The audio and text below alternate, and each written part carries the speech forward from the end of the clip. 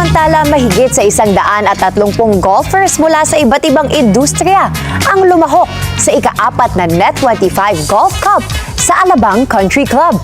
Ang highlights ng 4th Net25 Golf Cup sa report na ito.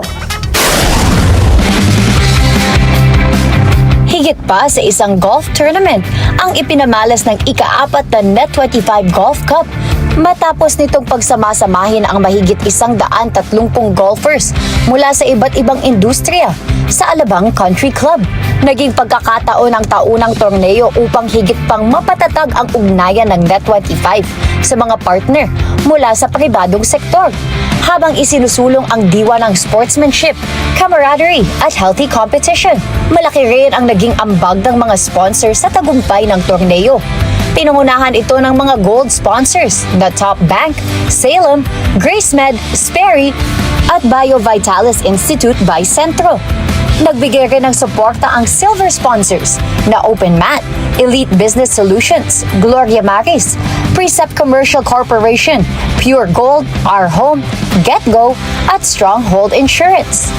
Katuwang din sa matagumpay na pagsasagawa ng torneo ang mga bronze sponsors na Asian African Chamber of Commerce and Industry, Eridanos, T12 Polo Land Inc., Flash Express, Kawasaki, JMX Light Steel Frames, VIP Golf PH, Astrotel, Veterans Bank, Philippine Sports Commission, Cable Link at Wipe Philippines. Naging bahagi rin ng torneo ang hole-in-one sponsors na GetGo, 3 Strokes at Hero, habang sinuportahan naman ito ng mga hole partners na Converge, Ayala Land International, Maagap Insurance, Cold Summer Nights Inc., Gets Pharma, Trust Construction, Uni Philippines, Bridges of Hope at Royal Care Marketing Corp. at Tic Medine. Nagbigay rin ng mahalagang suporta ang event sponsors na Arwani Energy Corporation, Yellow Cab at Vivant Core Energy na naging katuwang sa matagumpay na pagdaraos ng taunang golf tournament. Sa pagtatapos ng kompetisyon, kinilala ang mga natatanging manlalaro sa awarding ceremony.